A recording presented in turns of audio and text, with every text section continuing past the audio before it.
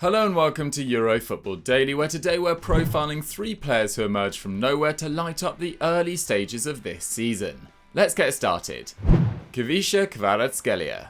Without a title since his departure and with their 60-year-old stadium renamed after him, Napoli's relationship with Diego Maradona is almost religious. So it should be clear how much they love new signing Kvaratskhelia that the Georgian youngster has already been christened Kvaradona in his new town. The attacker had a strange route to the big time, leaving his homeland for Russia's Rubin Kazan in 2019, and while that move did increase his profile, see him making L'Equipe's list of 50 best players born in the 21st century, the only Russian league player to make the ranking, he didn't really show what he can do until earlier this year, when the invasion of Ukraine saw him return to Georgia with Dinamo Batumi, delivering 8 goals and 2 assists in 11 appearances over the back half of the season to earn his €12 million switch to the partner pay. Kvaratskhelia wasn't a complete unknown. After all, he already had 8 goals in 17 games for his national team, putting him a third of the way to the country's record tally. But no one expected him to settle so quickly. A goal and an assist on his debut was followed up by 2 in his second appearance, making him the first player in Napoli's history to score 3 goals in his opening 2 league matches. And another strike against Lazio saw him named Serie A Player of the Month for August. Whilst in the Champions League, he made a stellar start against Liverpool, grabbing an assist, 3 shots, 3 key passes, and 4 dribbles in a 4-1 victory. Though Osimhen is Napoli's point man, Kvaratskhelia looks more like a creative striker than a genuine winger at present. With 3.8 shots per 90, he's trying his luck more than he ever did in Russia, while his chance creation, though still strong at 1.5 a game, is down. When you compare him to Hirving Lozano, the difference becomes clear. Though the Mexican plays fewer passes each match, he lays on twice as many goal-scoring opportunities, passes into the box 3 times as much, and puts up double the progressive passes. What's caught the imagination of the Napoli fans is how clearly delighted he is to be at such a massive club. At present, he leads the team in pressing, closing down opponents over 18 times a match, and he's winning the ball back 1.8 times per 90. Not a huge amount, granted, but close to the 2.2 that Lozano, Osimhen and Zielinski managed put together. His 6-foot frame also means that he's already a physical match for the league, though there is a lot of room for growth here. He manages 1.8 dribbles a game, but he's trying closer to 5, with a horrific 31% success rate. And he's losing possession for his team over 6 times a game, which isn't ideal on a side which has generally been careful with the ball. On the other hand, he's currently dribbling into the box 3 times a match, so if some wastefulness is a price you pay for that ability to break through the defensive line, you probably take it, and he'll likely get more efficient as he gains strength and experience. It's extremely early days. After all, more than one player has gone off like a rocket, only to suffer a long fall back to earth. But if he continues like this, Napoli could countenance a huge sale of Victor Osimhen, safe in the knowledge they have a reliable goalscorer ready to replace him. And with the best defence and attack in Italy so far according to XG, they can hope for more even than that. Destiny Adoji.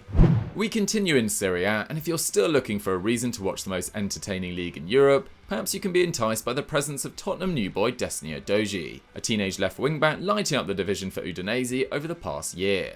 A dual citizen of Italy and Nigeria and a product of Hellas Verona's academy, which also educated Chelsea's Jorginho, the young defender joined Spurs for an initial £16 million plus add-ons, but will remain with the Zebret until next summer, perfect timing to take over the left flank from Ivan Perisic, who will then be 34. Adoji is only 19 but has already made nearly 50 Serie A appearances, and his use in a back 5 last season saw his production climb through the roof, as Udinese finished 12th with the team also containing Gerard Deulofeu and Roberto Pereira. 8 goal involvements in 29 starts was joint 3rd at the club, and better than anyone at Spurs except Kane, Son and Kulusevski.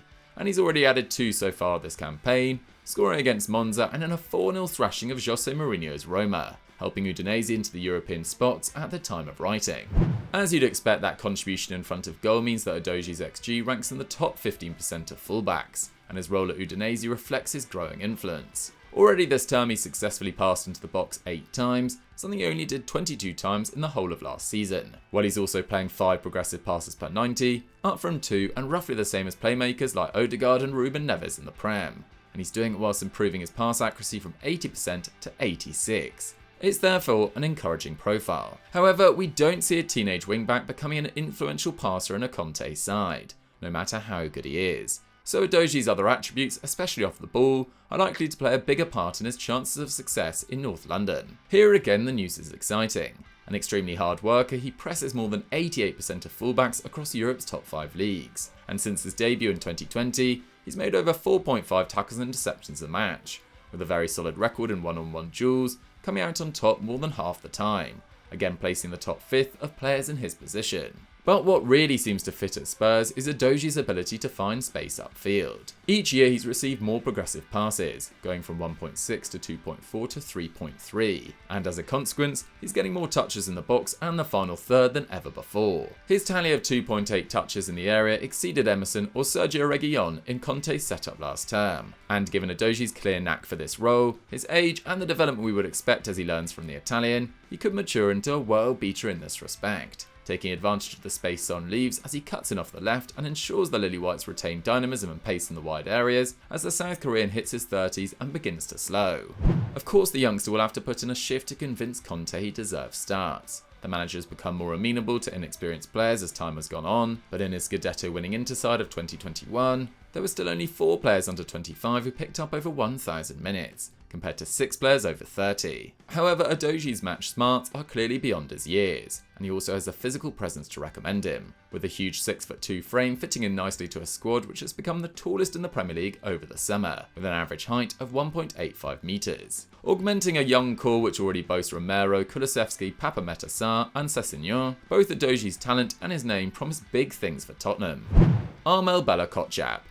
20-year-old defender Armel Bella-Kotchap only joined Southampton over the summer, but at this early stage of the season he's already racked up 5 starts out of 6, suggesting he'll be a regular for the Saints. To put in context how rare that is, just one centre-back under 22 got more than 600 league minutes in the Prem last season, Burnley's Nathan Collins. Bella-Kotchap should pass that mark by match week 8.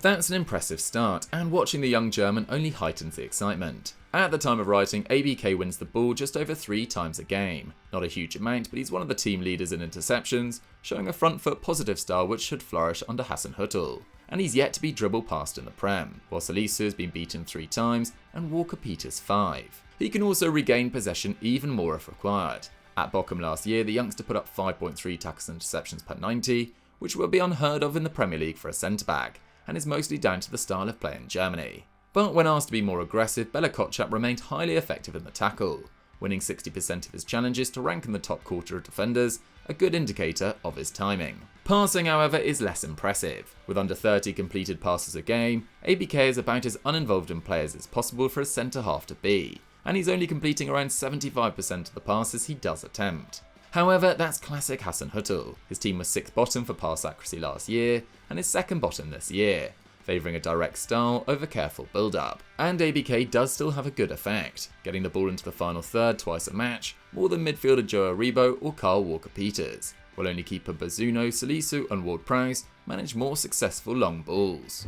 The question that will determine Bella-Kotchap's ceiling is whether he can improve his distribution or add progressive running to his game, as that's what bigger teams need, and there may be hope here. He ranks as dead average for forward runs with 2 a game, but rates well for carries into the final third, and given his age, that's pretty strong, meaning that by the time he's 25, he could have honed this ability into something special. But even if he doesn't with a 63% aerial duel win rate too, Bella-Kotchap is holding his own in the world's most physical league, and starting under an excellent manager in one of the most cerebral and challenging positions in the sport, all while barely out of his teens. That £9 million fee already looks like a bargain, and with Wesley Fofana changing clubs for £70 million after just 1 full year in the top flight, Bella-Kotchap has every reason to set his sights high.